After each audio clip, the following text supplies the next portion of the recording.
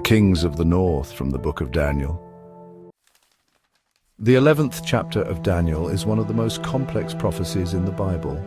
It's full of kings, wars, and betrayals, but it has been sealed by God until our times. However, today we are privileged because we can understand it thanks to the New Testament and the perspective that history gives us. Over the years, after much research and looking with the eyes of an architect, I discovered a connection between Revelation and Daniel that goes far beyond what I had ever imagined. So stay until the end, because what you're about to see will show you God's signature in history.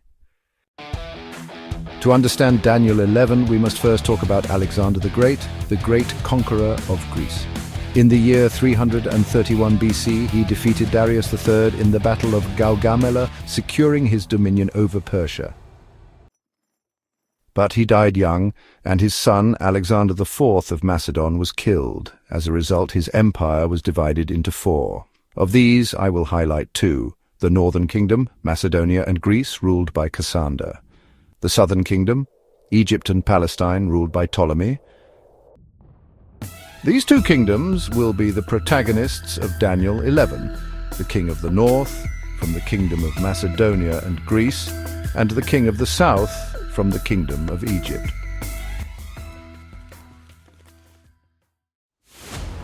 While these kingdoms fought amongst themselves, Rome began to emerge as an unstoppable power.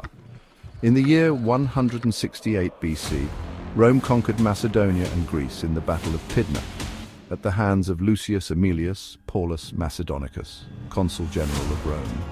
Thus, those who were considered the northern kingdom became part of Rome, and therefore, at that moment, the Roman Republic became the new king of the north. And it is then that the prophecy of Daniel 11 can begin to be understood in an amazing way.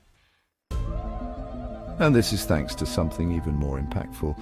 In Revelation 17, St. John has a vision. I saw a woman sitting on a scarlet beast full of blasphemous names, which had 7 heads and 10 horns. And the man of God explains to him, the 7 heads are 7 mountains on which the woman sits. They are also 7 kings. 5 have fallen, 1 is, and the other has not yet come. What does this mean? Well, the woman referred to is the city of Rome, because since ancient times it has been known as the city of 7 hills on which it sits, and that the 7 kings of Revelation are the kings of the north mentioned in Daniel 11. And as we already know, they are the monarchs of Rome, the northern kingdom. And the thing is, if we count the kings of the north in Daniel 11, we find that there are also 7, as in Revelation. The first 5 have already passed. The 6th is the one who ruled in John's time and continues to rule today. And this is possible because, seeing the events described in Daniel 11, it is easy to deduce that these are not men but immortal kings belonging to spiritual powers which clearly influence our world. This is explained by the angel when, in chapter 10, he mentions that after being helped by Michael, he stayed with the kings of Persia, when it is known that at that time on earth there was only one king, Cyrus, king of Persia. And Daniel describes that during the reign of the 6th king of the north, 3 key events would occur. First, that the strong city Jerusalem would be taken. Second, that the Prince of the Covenant, Jesus, would be destroyed.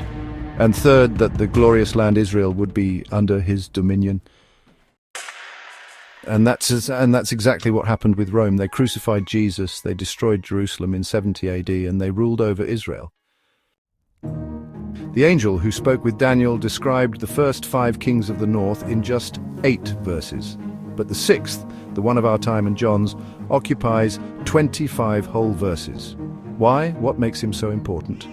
Well, the duration of his reign, because although the first 5 kings of the north have already passed and are history, the 6th continues to rule in our days. In fact, he describes the current era and also the events that will occur later.